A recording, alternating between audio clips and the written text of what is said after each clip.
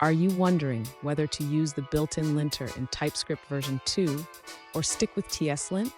You're not alone. This is a common dilemma for many developers, and today we're going to break it down. I totally get it. Choosing the right tools for your project can be overwhelming, especially when both options seem to have their merits. You're not the only one facing this decision, and it's important to weigh your options carefully.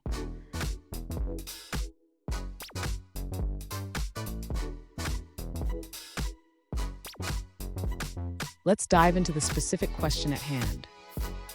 One user asked, why should I use TSLint in my TypeScript 2 and Angular 2 project? They are curious about the benefits of TSLint compared to the built-in linter options available in TypeScript. So what exactly is the difference? TypeScript 2 introduced some useful compiler options like no unused parameters, but is that enough? Let's explore how TSLint complements these features and what it brings to the table. And stick around. By the end of this video, you'll have a clear understanding of whether TSLint is worth your time and effort. To begin, the user should understand that TypeScript version 2 and above includes built-in linting capabilities. This means that some basic checks are already integrated into the TypeScript compiler. However, TSLint offers a more extensive set of rules and customization options. The user can explore the full list of rules available in TSLint by visiting the provided link. Next, the user should consider the specific rules they want to enforce in their project. TSLint allows for detailed configuration, which can help maintain code quality across larger teams. Additionally, the user should note while TypeScript's compiler options like no unused parameters help catch certain issues, TSLint covers a broader range of potential problems.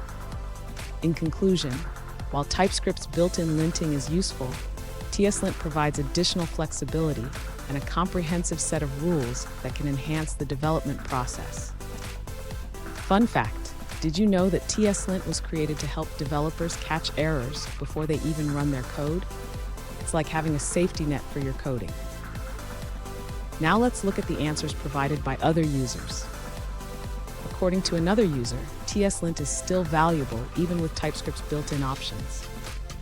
They point out that while TSLint removes rules that are now part of TypeScript, there are still many rules that TypeScript does not check.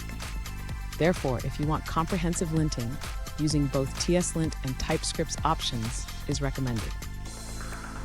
Let's check out another perspective from a different user. One user shares their experience using TSLint with the TypeScript library starter. They appreciate the wider set of rules it offers, along with the aim for standardization through the TSLint config standard. Here's a pro tip.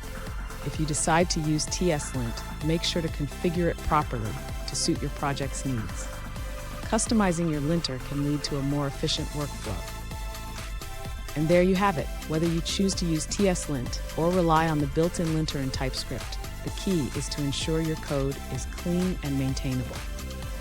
If you found this video helpful, don't forget to subscribe for more insights.